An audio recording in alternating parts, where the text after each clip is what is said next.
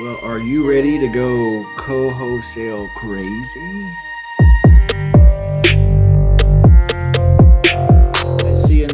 You guys seeing my screen where it looks like a for sale sign here in the background, and then how does it work? You guys seeing that, or maybe not? Yes. Yeah. Okay, great. So here's how co-wholesaling works. Okay, and then we're gonna break this down, and we're gonna let Brandon kind of take the reins and just really blow our minds.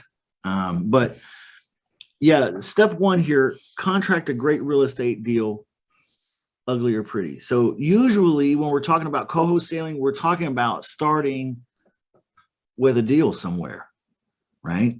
Okay. Now, inevitably, I always get the question, now, what could we switch it around and we could start with the buyer?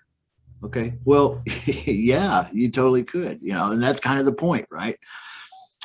So we're going to be co-wholesaling, marrying someone else's deal to one of our buyers, right? Mm-hmm. That's kind of co-wholesaling. So how do we do that and not break any laws or, like be, fake realtors or anything like that?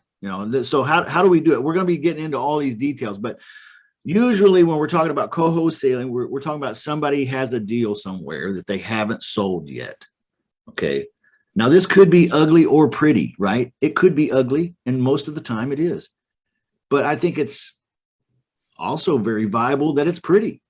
I've joint ventured on many pretty deals, lease options, stuff like this. Okay. All right. So we start with a deal. Number two, you would email your deal to us. If you were joint venturing with us, you'd have to email us the details, right? So in other words, we're going to get on someone's buyer's list, right? So we're going to talk about that sometime during this month too. How do you get on somebody's buyer's list so that they're emailing you their deals, right? All right. Step three, they're going to review. We would review the deal, okay, and then send you our agreement. So we're going to have to talk about, hey, what kind of deals are we looking for? And when we find one that somebody has out there, what kind of agreements are we going to need? So we're going to get into some of that this month, and very interactive, very actionable. So I want you guys to really, keep your cameras on, keep your mics on, and let's make this interactive. We're going to kick this off here in just a couple minutes. Number four, when one of our buyers wants it, we lock them in.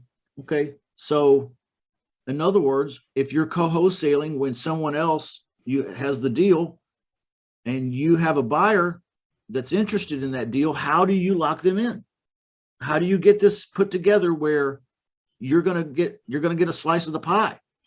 Okay. Step five, take care of handling all the closing paperwork. All right. So there is some expertise in knowing what to do as far as paperwork goes and how to invoice a title company, and maybe what, some of the terminology of, hey, what does it mean to be on the HUD? Okay. I know that sounds silly, but maybe some of us have never even seen a HUD before. Okay. It's possible. And so, we'll talk about all of that stuff. And then also, number six here, our buyer or tenant buyer closes and you get paid. Now, generally it's a 50-50 split when people co-wholesale, but there are some other deals out there. And there's some details there in between the lines of the steps that we'll go over.